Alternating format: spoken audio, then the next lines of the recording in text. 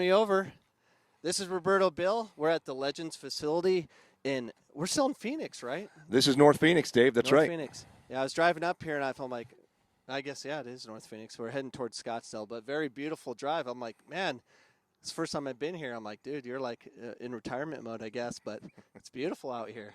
Yeah, we're pretty lucky. We moved in here just over a year ago, and this has been our dream for many years to have a basketball area and a soccer area, and we love it up here. Yeah, and we'll take a look of all the facilities and everything with our walkthrough at the very end. But before we talk about this beautiful facility that you built in your backyard, I want to talk a little bit about you, kind of your upbringing. Where were you born and raised? I was born in Flint, Michigan, and we lived there for about 3 years. And my dad took the Foreign Service entrance examination and joined the U.S. State Department, in effect becoming a diplomat. And so from a very early age, I started moving to different countries around the world, principally in South America. I learned to play soccer in Brazil when I was 6 years old.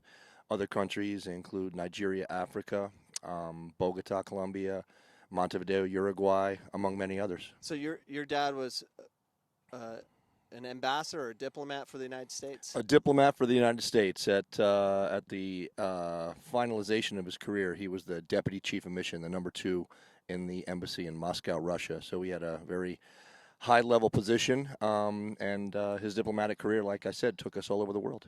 So you said 6 years old, you were living in Brazil. Yes. So I'm assuming you learned Portuguese. Well, if you want to know the story. So the funny story is, back in 1970, there were no cell phones. There was 3 or 4 channels on TV, and we moved to Rio in Brazil, and my mom had purchased me a brand new soccer ball, and I walked outside, and a little Brazilian street boy saw me, and I think he saw the ball before he saw me, and he motioned to me, and he said, "Fala." And fala in Portuguese means speak or talk. And I thought it meant follow. So I followed him, and we went to a little park where a bunch of his friends were playing with a nasty, beat-up, terrible soccer ball. And all of a sudden, they see this blonde gringo showing up with a nice ball, and they let me play, not because I could play, but because I had a nice ball. And I stayed out there for about 2 or 3 hours and came home, and I said, "Mom, I just had the best day I've ever had, and I hope I can go play tomorrow." And that's really when I started playing soccer every single day. How old were you? 6 years old. 6. So 6, you started playing right away. I started playing right away, yep. Sorry, I'm going to turn this stupid thing off. 6-year-old. All right. So describe to me, the facilities you were playing at. There were no facilities. It was a street. It was an open patch of grass or dirt. It wasn't any type of real field that you could call a soccer field. We just found any space that was open. Mostly we used bricks or soda cans for goals. Sometimes you found an empty field that did have some iron posts, no nets, of course. And what happened was we would be playing just like you would play pickup basketball here. First 5 people that showed up were on a team. You might have a 6-year-old, an 8-year-old, a 10-year-old. Varying ages, and obviously the older kids were more physical, further along in their advancement in the game, and that's how you learned. And if you won, you stayed on, and if you lost, you cycled out, and you got to play again with different players. And every day was playing with different age groups and different players, more advanced than me because I was just beginning. But within a very short time, I became pretty proficient, and that's where I got my start. So my first pickup game, or street soccer game, was in Mexico. On vacation with my wife. So it was, I think, 1999, and we went on a cruise, and it went through Mexico, and of course we stopped and went, and then we rented like 4-wheelers to drive around, and I saw street soccer. I'm like, "Oh, I want to play," and I had to beg to play. Like, they're like, no, and finally they let me play, and I don't speak Spanish, so. They let me in, and these kids were good, and I was a professional at that time. They had better technique than I did, and it just showed the different. No goals, there. I think shoes, and it was on street, so that's kind of what I did. I'm like, I played in Mexico in the streets, so but I wanted to experience that culture and see what it was like, and it was like 15 on 15. It was a trash ball, And it's interesting to kind of see that culture and their love for the game and the passion for the game. So, Dave, I'll share a story with you that's similar to yours. My collegiate soccer teammates and I went on a spring break in Cancun, Mexico, and we were staying at a hotel which had another hotel that was under construction right adjacent to us. And of course, all of us are, pretty experienced players, and as part of the fun, we wanted to play soccer in the street there, just like you did. So we brought a ball with us, and we started playing at about 5:30 in the evening because we arrived probably about 3 in the afternoon from the plane. We got ourselves through the customs, and we went to the hotel, and we started playing in the street. And at 6 o'clock, all the workers next door at the hotel that was under construction got off work. They'd probably been working since 6 in the morning, so a 12-hour shift. And about 10 of them came over after working a full day, and the first thing they wanted to do was take off their work boots and put on their tennis shoes and play street soccer with us. And that, for 5 straight days, was what we did every night at 6 o'clock, and it was the best part of the spring break because we got to play with 18, 19, 20-year-old guys and also 30, 40, 50-year-old guys that just wanted to play street soccer. And that's after a 12-hour full day of work. And obviously I do speak Spanish, and a few of our other guys did too. And at the end of the time that we were there, we exchanged our Vermont soccer shirts with their whatever shirts they gave us. And it was one of the most memorable experiences for me ever because I've traveled the world, as you know, and played at a lot of different venues and sites, but that still remains as a lingering memory for me, the love for the game that everybody has in many different countries abroad. And the reason I'm here, by the way, at the Legends facility with Roberto Beall, I was attracted to Roberto, not physically. He's a good. I think you probably would be, though. Let's be honest about that, Dave. He's a good-looking man, but I was attracted to his ability to play. And I remember going into your house for the first time. I haven't been in your newest house, but oh, you're on the invite list. You'll be in. All right, I'll get in there one day. But I saw a picture of Roberto with Dunga, and I'm like, you play with Dunga? You had a short time playing with Dunga? Yeah, I was lucky enough to be selected as part of an all-star team that in 1998, the Brazilian World Cup team that won in 1994 right here in the USA, Carlos Dunga was the captain of that team. And 4 years on, a bunch of his teammates came over as part of a Goodwill soccer tour in the United States. And it was players like Dunga and Bebeto and Careca, just to name a few. Some of these are the greatest players in Brazil's history, were part of that team. And I got to be chosen to play in that game. And it was a packed house down in Cape Cod, Massachusetts. And my parents flew up from D.C. to watch it. And one of my abiding memories is Brazil scored on us, as they were likely to do. And I look up in the stands, and I see my parents celebrating wildly with the Brazilian fans. And afterwards, my mom said, I saw you look up at us and see us celebrating. And I said, Mom, I'll be honest, that was such a good goal. If I wasn't on the field, I would have been celebrating myself. We ended up losing 3-1. We gave a good account of ourselves, but that is definitely the best level of soccer I've ever played. And I learned a lot of great lessons that day playing against people like Careca and Dunga and just how technical and how intelligent they were. And it was just an abiding memory that still lingers to this day. I think a lot of my I'm attracted to technical players. Growing up in Arizona, you can find any. You would see it. I mean, we had Pablo Mastroni, Evan Whitfield, a lot of great players, and that went on to the next level that were under the Santos Academy, where it was like 6 days a week, and all they did was small-sided soccer, and they produced a lot of technical players because of their commitment and passion to the game. And I didn't understand it, but I wanted technique. I had the athleticism and all those things you need to be a high-level athlete, but to play soccer, you got to be technical if you want to play at the next level. I ran into I was 16 at the time. I went into this pizza shop, and it was this Italian that played professional soccer, and I convinced him to train me, and he started training me, showing me some things, and I've always, because it doesn't exist here. Growing up here, you didn't have that many technical players as we do today. There's a lot more technical players today, but to find someone that's truly into the sport and understands the game. So when I played with you, in a small-sided, I was like shocked how technical you were.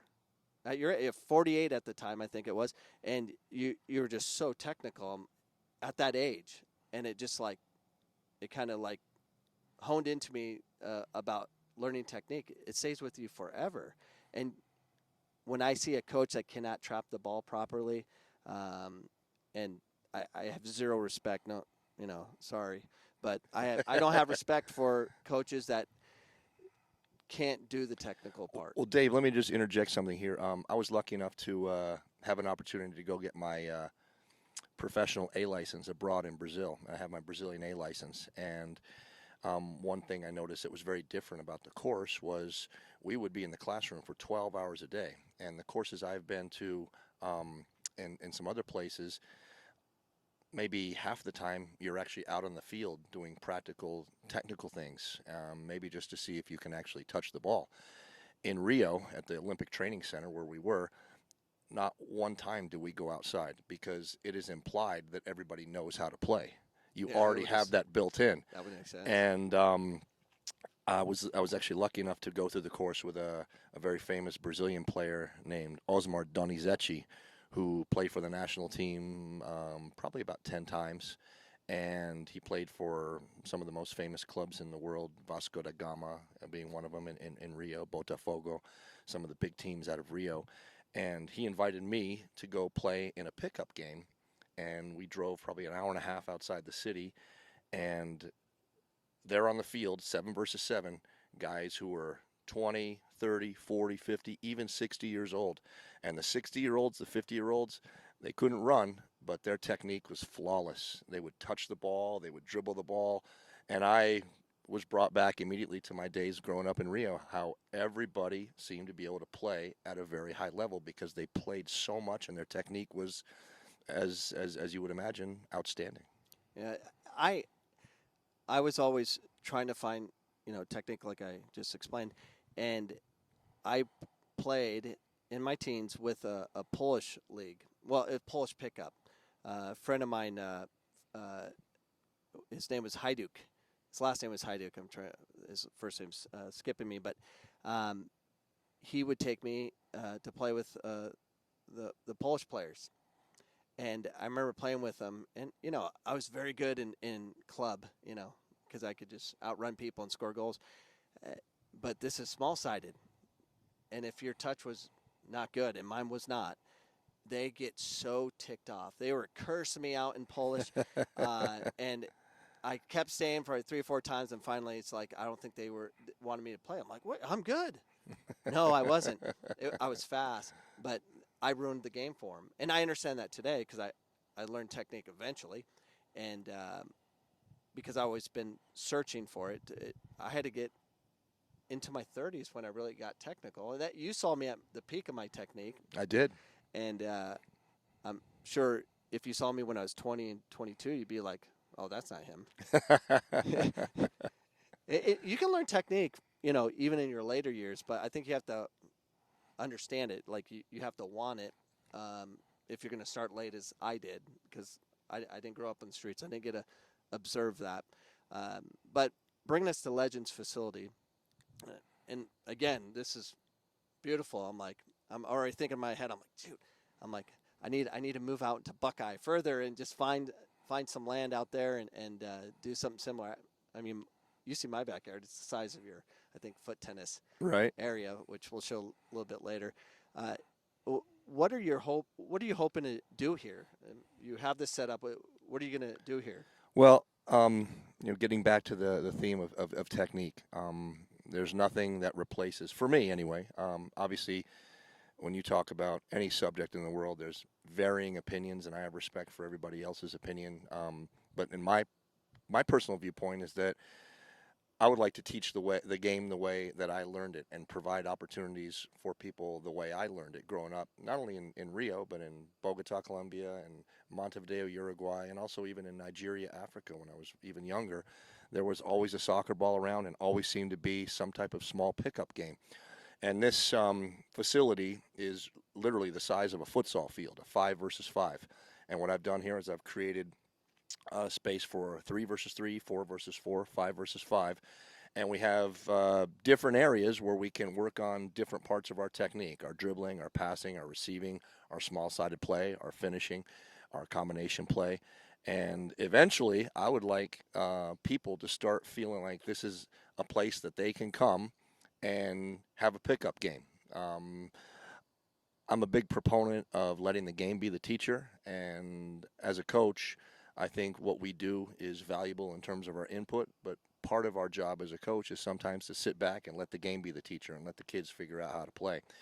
And I'd like it to evolve to the point where people start to know about this place and call me up and say, hey, can I bring 4 or 5 friends out and play a small-sided game at your place? And if I don't have a training session going on, I'll open it up to them and won't say a word. Just sit back in my chair with this beautiful view, as you can see, and just enjoy kids playing soccer and watching them establish a love for the game and see where it takes them. Whether you go and play in a club or high school or college or professional or just pickup, it doesn't matter. It's a love and a passion for the game that really, to this day, resonates with people like me and you who love the game and want to see it grow even more than it is in the United States. Yeah, it's something special if you're able to be in an environment that you can just play. And every year I coach, I say less and less. I just try to manage what's going on. And I had one of my players at Millennium asked me, "Hey, coach," and she's good. Like, she's very committed to Gonzaga. I mean, she's Wow. high level. That's outstanding. And she's like, "Hey, how do you want us to play the nines that you talked about?" I'm like, "Play wherever you want to play. We'll make adjustments later."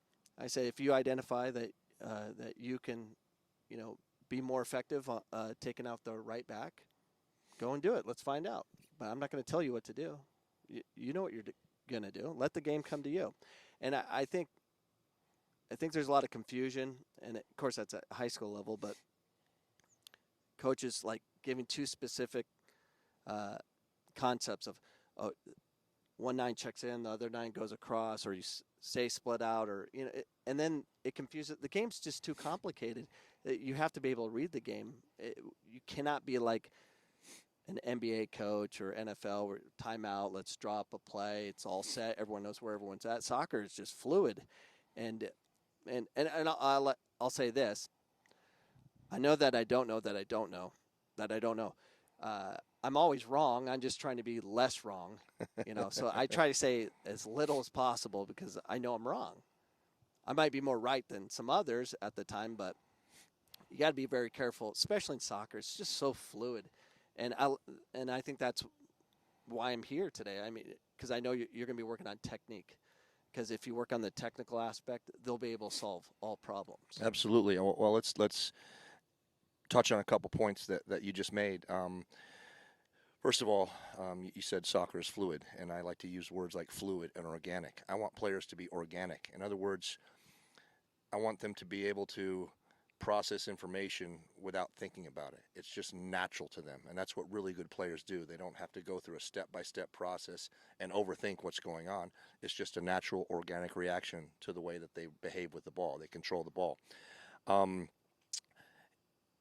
Soccer is a player's game, not a coach's game. A lot of other sports are coach-centric, while ours is player-centric. And as you said, if I start yelling at you and you stop and listen to me, the play's 30 yards down the field, and there's no way you can catch up and affect the play. So a lot of the decisions, or most, in fact, if not all, of the great decisions are made as the game is flowing, and the players have to make them.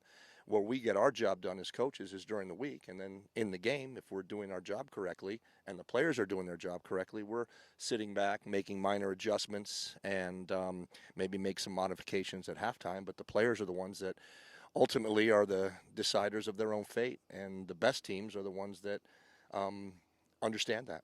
Yeah, and I think there's a lot of confusion with parents when they see a coach just sitting there and evaluating. They're like, they're not coaching. No, they're coaching. Trust me, they're coaching. I don't like that pressure on coaches, especially young ones, that they feel like they have to interject to show that they're trying to prove themselves and show the parents that, they're doing their job, they care. Now, that has nothing to do with it. There's sometimes you'll interject, but if you go 10, 20 minutes not saying a word, it's probably a good thing. You have to allow kids to learn. They have to Right. be able to process, like you said. And before we get too much into the technical aspect and into the game, I want to go back a little bit. Mm-hmm. So Roberto worked for me at Phoenix College, and he gave me his resume, and I'm reading his resume. I go, what the flip is this? I'm like, and one thing that stood out, a couple things. I was going to say only one. Wow. No, there's a couple things that really stood out. When I looked at it, I'm like, what are you doing here? I'm like, the resume is ridiculous. But one of which is you were a communications rep to Ronald Reagan for the Army. That's right. I served for 4 years in the U.S. military and the U.S. Army, to be specific. I was a communications person, and I was selected to go work in the White House Communications Agency.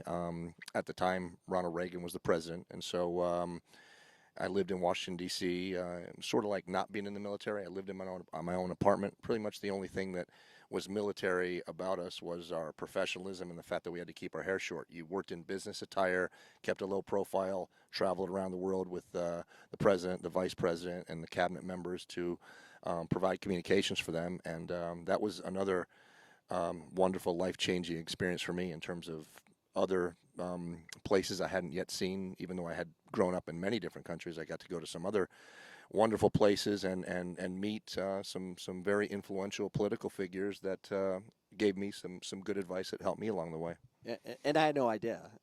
I think I was working with you for like 2 years before even I saw your resume. And the second thing is, do you still have a full security clearance to the White House? I think that's probably expired, but I could look at that at some point and probably activate that. Yeah, reactivate that. Can you take friends? Yeah, I used to be able to take selected friends through some tours of the 18-acre complex in the White House back when I worked there. That was part of the allure of the job. Well, your resume is fascinating. Here's another fascinating thing. So I'm going to tell the story because I ran into Matt Martinez. Yes. And so Matt Martinez, were you coaching with me when Matt was playing? Yeah. Okay. Yeah. Yeah, I don't know the time frames, but Matt Martinez is he reffed one of our games. I haven't seen him in like 5 years. Okay. And he just shows up. I'm like, where have you been? But anyways, Matt Martinez played at Phoenix College. He wasn't that good, but really loved the kid and his work ethic. And, you need some players like that that are disciplined and do those things. But he wasn't that good of a soccer player. But he did score one of the most amazing goals I've ever seen from PC. Were you there when he scored that goal? I don't think so. Oh, my gosh. We sub him on. We're killing Glendale at the time. And his first touch on the ball, he just kicks the living day. 35 yards, upper V, outside the foot, just kills it like he was clearing it. And it was just like the goal of a lifetime, really. Lifetime for a best goal I think ever not recorded at PC. Oh, my gosh. There's no film on it. Oh, but, no. And his parents, that was one game they did not come. Cause Oh, it was like no. A day game. And I know them, Ray Martinez and Brenda. And I text them like, your son just scored the most ridiculous goal. They're like, gosh, dang it. The one game they don't go to, but it was an early game. But so here's the story. We're playing pickup because that's what we like to do. We're playing pickup, and Matt Martinez, he goes and crushes you right in the spine, just full speed. And Roberto's is a big, strong guy. He full speed right through your spine, lays you out, and it just got quiet. I thought you were gonna kill him because I would have killed him. I would have went swinging. And I'll never forget, you're just kind of like, you stayed there for a second because it had to hurt. I mean, because you didn't see it coming. Right. So you probably got knocked out a little bit. And you're just on your forearms and you're just kind of thinking. And you're like composing yourself, you're breathing, and then you get up and we're like, we didn't know what to do. And Matt was just like waiting, like I didn't understand like what he was doing. And you turn around and you go to him and go, good tackle. I was done. It was one of those things like we'll talk about that forever, and you just let it go, and that was impressive. And I think that shows, a lot of your ability to play the next level like you did, because your ability to control your mind in those moments.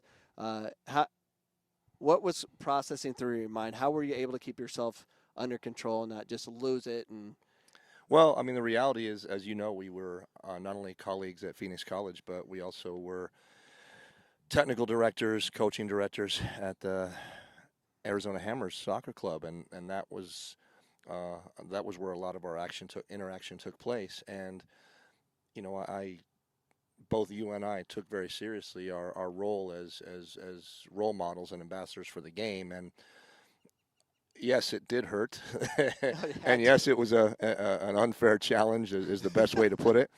But at the end of the day, I recognize that a lot of the time when I was talking to Matt as a coach and not playing with him or against him, I was telling him that he needed to be aggressive and he needed to work hard and most of all fearless when you go into a tackle. And maybe that was his way of showing me that he'd taken my comments, and had I reacted negatively, that may have had an adverse effect on him. And I can assure you that had it been a different level game, I would have repaid the tackle at a different time. But in this situation, you know, I got up and I congratulated him on the tackle, and you know, I probably would have had him on my team the next time, so I wouldn't suffer that same tackle. Exactly.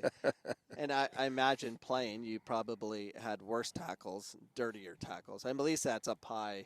You know, Absolutely I true. all day, but absolutely true. Any raking of, you know, with metal cleats and stuff was the worst for me. Well, when I first went to Sweden, I got off the boat and took the hydrofoil over from Copenhagen to Malmo, Sweden, and I was right into my first training session within probably 2 hours of getting in. And for those who don't know, Malmo is Sweden's best club, has been Sweden's best club for many, many years.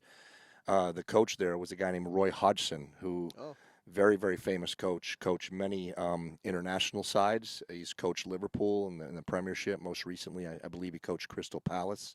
So a very successful coach. He was the head coach there, and we had a tremendous amount of very good players.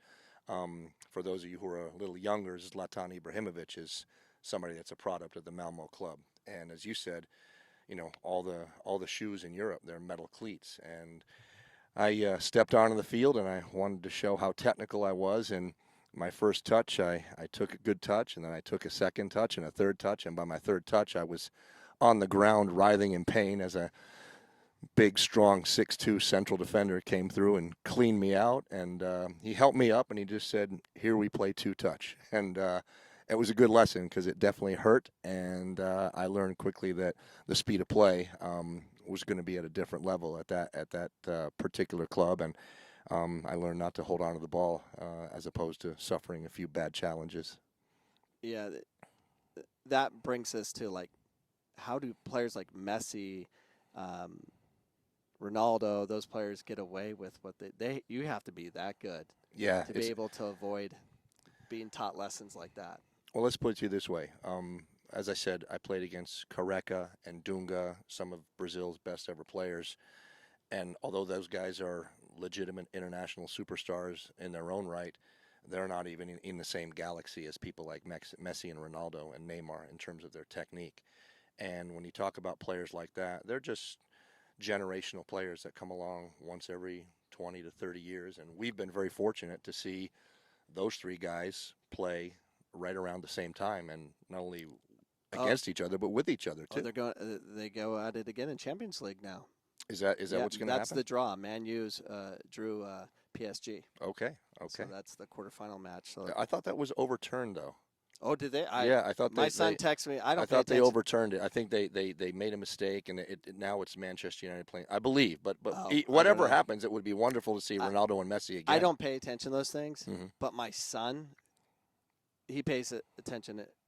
He knows every player's name. I know nothing. Encyclopedia. That's awesome. He just loves the game. I did my job as a father. I indoctrinated my children, and one of which got fully indoctrinated was Jack, and he's texting me like 6 in the morning.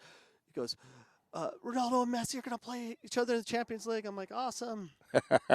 I don't think about those things until like the week of. I want to circle back with you real quick. And, you mentioned that the Santos club with Paolo Mastroeni and some of the guys that played there who went on to be very good players and play in the MLS and have, in Paolo's case, play with the U.S. national team. So I had a very a good team here, the 93 boys from Cisco, and some of them went on to play for you at PC. Yeah, and, 12 of them. And I recruited the whole team. We were very, very good. We'd won about 4 tournaments in a row, and the guys were, a little bit overconfident, and they were saying, how good they were, and we were only practicing 2 times a week, and they thought that was actually in excess. They sometimes said, we shouldn't be practicing this much. And I said, guys, you just don't understand what it takes to be at another level. You're talking about playing at Division I, playing in MLS, maybe going to Europe, and you don't really have perspective. And I understand that you don't have perspective, so let's find some perspective. So the team manager, good friend of mine named Sam Alzaharna, who you know quite well, and I sat down and we organized a trip to Rio. And we went to Brazil, and the first game we played was a futsal game. And futsal is 5 versus 5, 4 on the field and a goalkeeper. And we played against a very prestigious Brazilian club, Fluminense, and it was their futsal team. And the way they do it is that the players that don't make the outdoor team play on their futsal team. So even though our guys weren't trained futsalers, they were all pretty technical players for the most part. Good technicians, not great technicians, but good technicians. And at the end of the game, it was about 38-2, and they let us score the 2 goals. And at halftime, they took off all their best players. And our guys are exhausted and have been chasing the game, haven't touched the ball very much. And these are, pretty good players for here in the United States. And they had taken an absolute beating. And I asked the coach right in front of him, I said, okay, coach, I want to congratulate you. Thank you for allowing us to play. It was a great experience for us. A couple questions for you.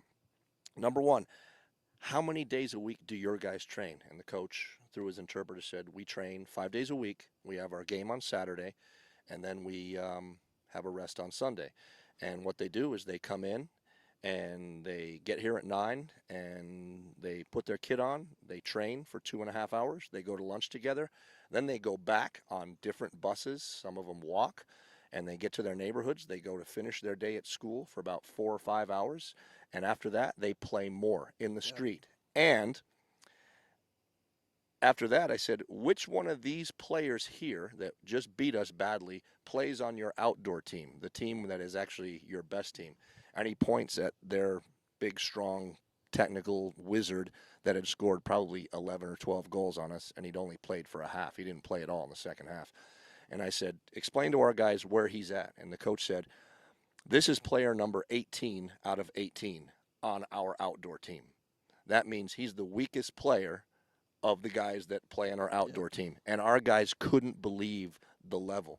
So from a lesson standpoint and a perspective standpoint, when we came back, they committed to training 3 and 4 times a week because of what they had actually seen, and they knew that they had miles and miles and miles to go before they could be even considered even a good player in Brazil. I had a similar thing happen to me. I played for the Cisco Asylum, and we were the state champions, and we were going to the Dallas Cup, but we're in the super group. And we drew Taiwichi, who won the tournament 3 years in a row. Right, from Bolivia. Yeah. And there wasn't one player, not one player in the field that was taller than our shortest player. Right. They were tiny. And I didn't touch the ball once. Once. I played the entire match. I didn't touch the ball once. I kicked some Taiwichis, Taiwichans, or however you call them, but or Bolivians. But I was so frustrated I couldn't get the ball. I mean, once we won the ball, I was trying to get into space, but they shut us down too quickly, and I would just go kick them. I had to kick something. And after the game, we lost 10-0, and it would have been worse, but the wind was blowing one direction, so they had difficulty scoring goals in that direction. But we lost 10-0, and after that, I'm like, what am I doing? I'm like, I don't want to play soccer anymore. It was so bad that either you had to elevate your game, and learn how to be technical, or just you're not going to play on the world stage. You play in the U.S., but it was eye-opening, and I wish I was 12 when I experienced that versus U19. But it was humbling. Well, now that gives us a chance to segue to the fact that when we were playing together in some small-sided tournaments that you organized, which I think we won like 2 or 3 years in a row against a lot of your college players. And the one we won the first 5. Yeah, that was impressive. And all of us are older, so we're Yeah. not going to have the pace and the stamina and the endurance that some of these younger guys had. But from a technical standpoint and an understanding of how to move the ball and how to move without the ball, I'd like to give a special shout out to former Cisco Dragon and PC Bears captain Joe Jaju, who was on the receiving end of 5 straight beatings in the finals. And Joe, I think, eventually basically decided to give up the game because he knew he was never going to beat us. Yeah, that wasn't going to happen. And I remember one year we beat another PC team, and Kevin Hamilton, he's like, these fields are too short, too small. You know, they always wanted it bigger, so he always wanted bigger because he's athletic, but he's lacking technique like most Americans do. And he just wanted everything bigger. And that's a sign of someone that doesn't want the ball to their feet, is someone that wants space, lots of space, so they can run up and down and enjoy the running aspect of it.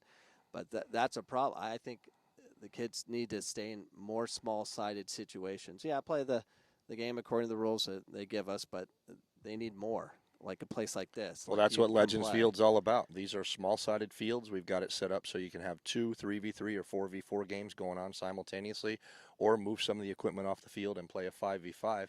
But as you said, the space is restricted, it's limited, which means you have to be very clean with your technique and your decision-making in order to be a successful player. And to me, there's no secrets in terms of how you develop. If you go anywhere else in the world, for the most part, you can go and find a small-sided soccer game, boys and girls playing, all ages, and you'll be amazed at how technical some of these players are, and when you compare it to some of the players here. And of course, we're getting better, but this is one of the reasons I opened this field, is to provide an environment where people can come in and experience what it means to play small-sided soccer.